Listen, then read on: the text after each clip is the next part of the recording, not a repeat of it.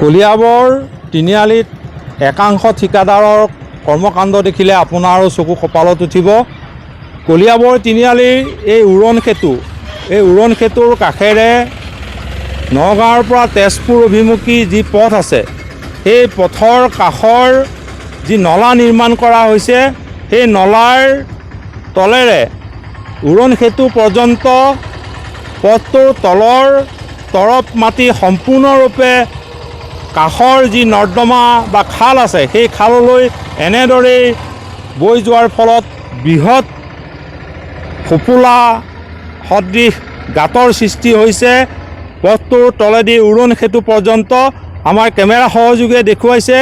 এনেদৰেই কলিয়াবৰ তিনিআলিৰ এই উৰণ সেতুৰ কাষৰ যি নগাঁৱৰ পৰা তেজপুৰলৈ যোৱা পথ আছে, সেই পথটোৰ কাষৰ যি নলা বা পদপথ নিৰ্মাণ কৰা হৈছে, সেই পদপথৰ তলেৰে উৰণ সেতুলৈকে যি মাটি অংশটো সম্পূৰ্ণৰূপে কাষৰ খাললৈ গুচি গৈছে বৰষুণৰ বাবে। আৰু এনেদৰেই বৰষুণ যদি অব্যাহত থাকে, এই পথটোৰে চলাচল কৰাৰ দুৰ্ঘটনাৰ সম্ভাৱনা বঢ়াই তুলিছে। কাৰণ যিকোনো মুহূৰ্ততে এই পথটো তলৰ অংশ যিহেতু ফোপোলা হৈ পৰিছে, যিকোনো মুহূৰ্ততে খহি পৰাৰ আশংকাই দেখা দিছে, দুৰ্ঘটনাৰ সম্ভাৱনা বঢ়াই তুলিছে।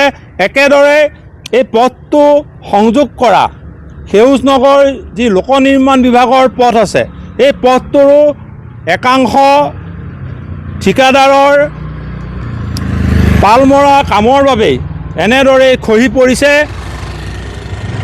মাথো কেইদিনমান আগতে নিৰ্মাণ সম্পূৰ্ণ হোৱা সেউজনগৰ সংযোগী পথটো এনেদৰে খহি পৰিছে। আমাৰ লগত স্থানীয় কেইগৰাকীমান লোক আছে। দাদা, আজি পথটো খহি পৰিল। হয় হয় হয়, কিয়? আজি বৰষুণ দিছে। বৰষুণৰ এই মানে যিটো নেকি পকীপথৰ কাষত দ খাৱৈ এটা আছে, এই দ খাৱৈত মানে তাৰ বৰষুণ দি দিয়া বৰষুণৰ পানীয়ে তলৰ মাটিখিনি নি আছে। নি থকাৰ কাৰণে ওপৰৰ পৰা লাহে লাহে ভাঙি গৈ আছে। আৰু চাওক, পকীপথৰ যিটো তলৰ মাটি, সেইখিনিও খালী হৈ গৈছেগৈ। এই খালী হোৱাৰ কাৰণে তেওঁলোকৰ কোম্পানী গাড়ী আহিছিল এই শিলগুটিলৈ, সেই শিলগুটি গাড়ীয়ে সোমাই গ'ল পকাৰ ওপৰতে। এনেকুৱা অৱস্থা হৈছে ৰাস্তাটো। এতিয়া চলাচল কৰা অসুবিধা হৈছে।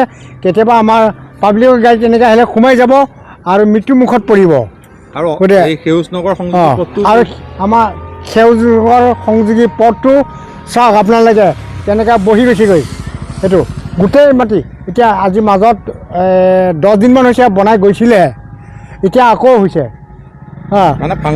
ফাং ফুংকৈ কাম কৰিছে। ময়ো কৈছিলোঁ যদি ৰাস্তাটো বনাই যিটো ফালে পানী নাযায় সিফালে অকণমান ডাউন কৰি দিয়ক, পানী এই যিটো দ খাৱৈ আছে সিফালে অকণমান ওখ কৰিব দিছিলোঁ।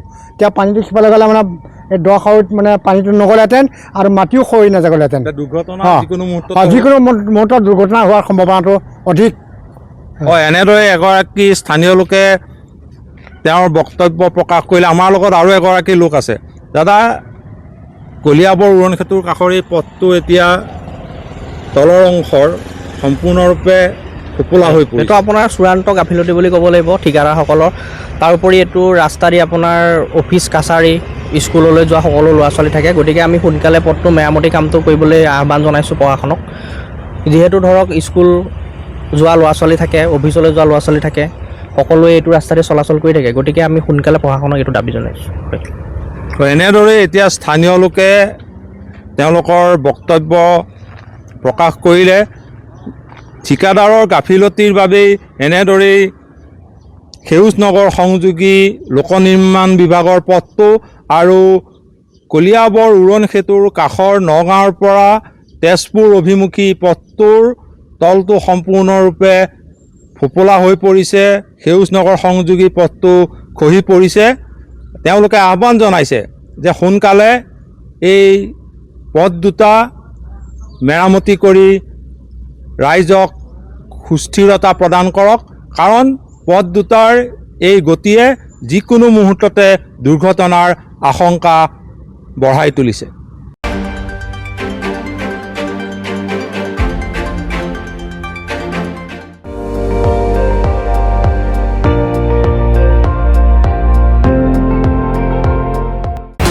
আপুনি চাই আছে ND24 সৰ্বশ্ৰেষ্ঠ নহয় সৰ্বোত্তমৰ দৌৰ